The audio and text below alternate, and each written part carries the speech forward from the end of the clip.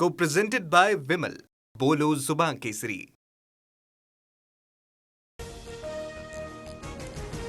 कांदा प्रश्न सोडवण्यासाठी उद्या सरकारचं शिष्टमंडळ दिल्लीला जाणार. केंद्रीय सहकार मंत्री अमित शहा यांच्यासोबत चर्चा करणार.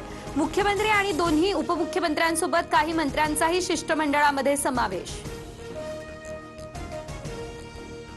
कांदा प्रश्नी महाविकास आघाडीचा चांदवडमध्ये रास्ता रोको. गळ्यात कांद्याच्या माळा घालत शेतकऱ्यांसह नेत्यांचा क्रांती महामोर्चामध्ये सहभाग. कांद्याला किमान 24 रुपये किलो इतका भाव द्या अशी मागणी.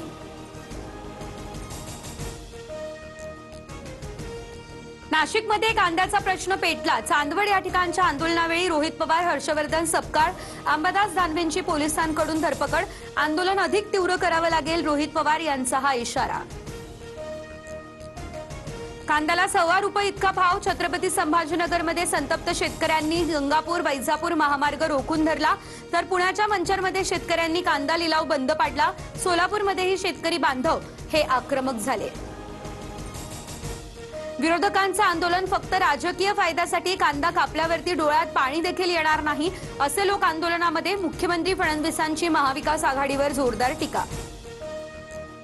कांदा प्रश्नावर विरोधकांचं आंदोलन केवळ स्टंटबाजी. कांदा प्रश्नावर उद्याच्या बैठकीत दिल्लीमध्ये निर्णय होईल. शेतकऱ्यांना वाऱ्यावर सोडणार नाही, उपमुख्यमंत्री शिंदे यांचं हे आश्वासन. पंतप्रधान नरेंद्र मोदी आणि मुख्यमंत्री फडणवीस यांच्यावर बोलत असताना हर्षवर्धन सपकाळांची जीभ घसरली. मोदी फडणवीसांवर सपकाळांची एकेरी भाषेत टीका. तर पंतप्रधान मोदी खरे धुरंधर, आरोप करणारे दलिंदर. शिंदेंची सपकाळांवर टीका. मंत्रिमंडळ बैठकीनंतर मुख्यमंत्री फडणवीस आणि एकनाथ शिंदेंमध्ये बैठक. विधान परिषदेच्या जागा वाटपाबाबत चर्चा. ठाणे, संभाजीनगर, नाशिक, हिंगोली, रायगडच्या जागेसाठी शिंदे आग्रही.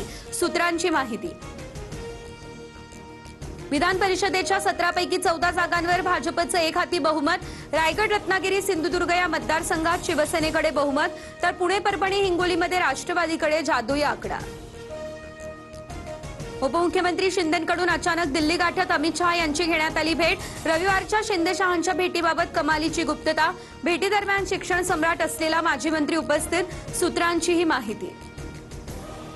निधी वाटपावरून महायुतीमध्ये तणाव. महायुतीच्या समन्वय समितीची थोड्याच वेळात बैठक. सर्व पालकमंत्र्यांना बैठकीला उपस्थित राहण्याच्या सूचना. समितीने ठरवलेल्या सूत्राप्रमाणे निधीचं वाटप केलं जाईल.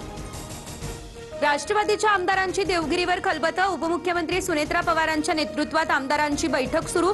विधान परिषद निवडणुकीसह इतर विषयांवरही चर्चा. मागणीपेक्षा पेट्रोलचा 23% तर डिझेलचा 52% जास्त पुरवठा सुरू. साठेबाजांवर कारवाई करण्याच्या सूचना दिल्या आहेत. फडणवीसांची ही प्रतिक्रिया. मुंबईमध्ये सीएनजीच्या दरात प्रतिकिलो 2 रुपयांची वाढ. मुंबईमध्ये नवीन सीएनजी दर 84 रुपये प्रतिकिलोवर. नवीन दर आजपासून लागू. इंधनामधील दरवाढ अशीच कायम राहिल्यास एसटीला भाडेवाढीशिवाय कुठलाच पर्याय नाही. सरनाईक यांच्याकडून स्पष्ट. इंधन दरवाढीचा परिणाम. शाळा बस सेवांवर. आठवड्यातून 3 दिवस प्रत्यक्ष शाळा घ्या आणि 2 दिवस ऑनलाईन क्लासेस घ्या. महाराष्ट्र स्कूल बस ओनर्स असोसिएशनची ही मागणी. पुणे शहरातल्या नाईट लाईफवरती कारवाईचा बडगा. पानटपऱ्या, खाद्यपदार्थांच्या गाड्या रात्री 10ला बंद. हॉटेल्सवर कोणतेही निर्बंध नाही. पुणे पोलीस आयुक्तांचे आदेश. Co-presented by Vimal. बोलो जुबान केसरी.